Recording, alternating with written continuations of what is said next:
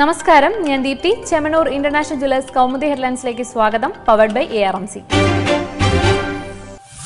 പടരുന്ന സമരാഗ്നി. ഹൈദരാബാദ് സർവകലാശാലയിൽ ദളിത് വിദ്യാർത്ഥിയുടെ ആത്മഹത്യയെ തുടർന്നുള്ള പ്രക്ഷോഭം കൂടുതൽ രൂക്ഷമാകുന്നു. സംഭവം ദളിത് പ്രശ്നമല്ലെന്ന മന്ത്രി സ്മൃതി ഇറാനിയുടെ പ്രസ്താവനയിൽ വ്യാപക പ്രതിഷേധം. വിദ്യാർത്ഥി പ്രക്ഷോഭത്തിന് പിന്തുണയായി പ്രൊഫസർമാർ. സർവകലാശാലയിൽ നിന്നോ മാനവശേഷി മന്ത്രാലയത്തിൽ നിന്നോ ദളിത് വിരുദ്ധ നീക്കം ഉണ്ടായിട്ടില്ലെന്ന് സ്മൃതി ഇറാനി. സംഭവത്തിൽ രാജിയില്ലെന്ന് ആവർത്തിച്ച് സ്മൃതിക്ക് പുറമെ തൊഴിൽ മന്ത്രി ബെൻഡാരു ദത്താത്രേയയും വൈസ് ചാൻസലർ P. അപ്പറാവുവും. ദളിത് വിദ്യാർത്ഥി രോഹിത് വെമുലയുടെ ആത്മഹത്യയ്ക്ക് വഴിവെച്ച സംഭവങ്ങൾക്ക് ഉത്തരവാദികളായ കേന്ദ്രമന്ത്രിമാർ രാജിവെക്കണമെന്ന ആവശ്യവുമായി കോൺഗ്രസും ഇടതുകക്ഷികളും. കേന്ദ്രമന്ത്രിമാർക്കും VC-ക്കുമെതിരെ ക്രിമിനൽ കേസ് രജിസ്റ്റർ ചെയ്യണമെന്ന് CPM general secretary Sitaram Yechury. വിഷയത്തെ രാഷ്ട്രീയവൽക്കരിക്കാനാണ് കോൺഗ്രസിന്റെയും മറ്റു പ്രതിപക്ഷ കക്ഷികളുടെയും ശ്രമമെന്ന ആരോപണവുമായി BJP.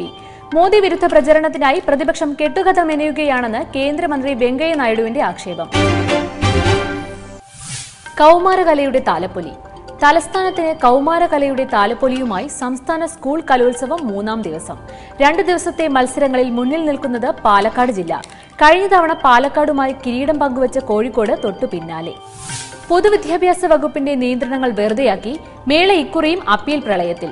2 ദിവസം പിന്നിട്ട കലോത്സവത്തിൽ അപ്പീലുകൾ 416 കടന്ന് മുന്നോട്ട്. വിധി നിർണയത്തിൽ വെള്ളം ചേർക്കുന്നവരെ കുറിച്ചുള്ള പരാതികൾ വിജിലൻസിന് കൈമാറിയതായി DPI MS ജയ. നടനചാരുതയുടെ കമലദളം വിടർത്തുന്ന പുത്തരിക്കണ്ടത്തെ പ്രധാന വേദിയിൽ ഇന്ന് കേരള നടനവും കുച്ചുപ്പൊടിയും.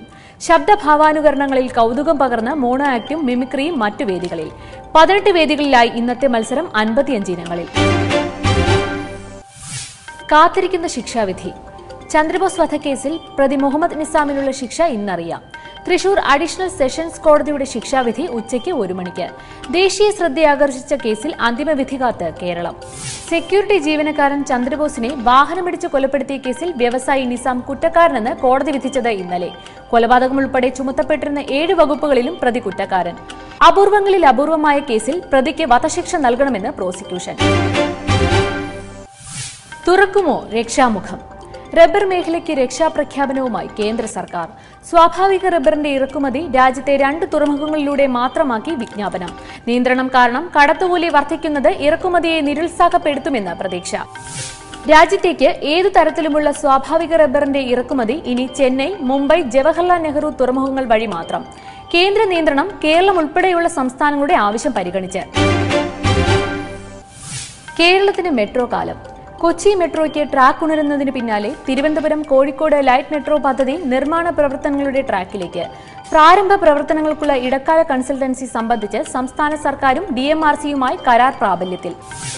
കരാർ പ്രകാരം DMRC നിർവഹിക്കുക നിർദ്ദിഷ്ട പദ്ധതിക്ക് കേന്ദ്ര നഗരവികസന മന്ത്രാലയത്തിന്റെ അനുമതി ലഭിക്കുന്നതുവരെയുള്ള പ്രാരംഭ ജോലികൾ. തലസ്ഥാനത്തും കോഴിക്കോട്ടും ഭൂമി ഏറ്റെടുക്കൽ ആദ്യ കടമ്പ. മേൽപ്പാലങ്ങളുടെ രൂപരേഖ ഉടൻ തയ്യാറാക്കുമെന്ന് ഉപദേഷ്ടാവ് E. Sreedharan.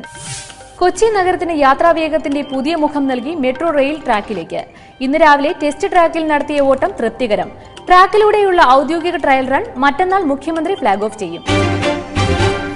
Chemmanur international jewellers Kaumudi headlines powered by ARMC സമാപിക്കുന്നു. അടുത്ത ഹെഡ്ലൈൻസ് 1 മണിക്കൂറിന് ശേഷം. നമസ്കാരം.